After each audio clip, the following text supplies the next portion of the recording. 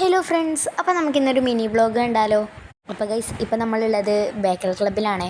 Video എടുക്കണമെന്ന ഉദ്ദേശത്തിലൊന്നും ആയിരുന്നില്ല കേട്ടോ വന്നത്. ബട്ട് ഇവിടുത്തെ നല്ലൊരു അറ്റ്മോസ്ഫിയർ കണ്ടപ്പോൾ എടുക്കാതിരിക്കാൻ കഴിഞ്ഞില്ല.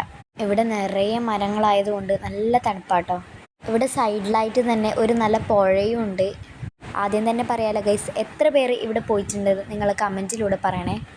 എൻ്റെ അമ്മയും എൻ്റെ അനിയനും ആ മുളയുടെ ചോട്ടിലിരിക്കുന്നതാണ് ഇപ്പോൾ നിങ്ങൾ കാണുന്നത്. അവനോട് ഒരു ഹായ് പറയാൻ പറഞ്ഞിട്ട് അവൻ്റെ ഹായ് പറച്ചിലാണ് ഇപ്പോൾ നിങ്ങൾ കണ്ടുകൊണ്ടിരിക്കുന്നത്.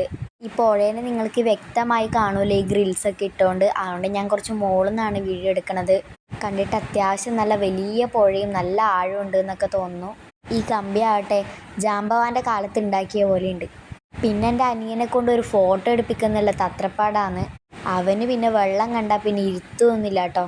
ഒരു വക ഓടിക്കളിച്ചുകൊണ്ടിരിക്കും. ഇതാ സൈഡ് വരെയും പുഴ തന്നെയാണ്. കുറച്ച് സമയം കഴിഞ്ഞപ്പോൾ തന്നെ നമുക്ക് ബോറടി വന്നു തുടങ്ങി. അപ്പോൾ പിന്നെ നമ്മളൊന്ന് ചുറ്റിക്കറങ്ങാമെന്ന് വെച്ചു.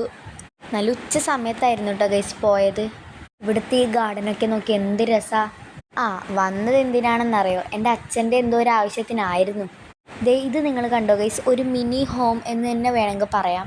പിന്നെ ഇവിടെ എന്തോ ഒരു ഫങ്ഷൻ എങ്ങാനും ഉണ്ട് ഗൈസ്.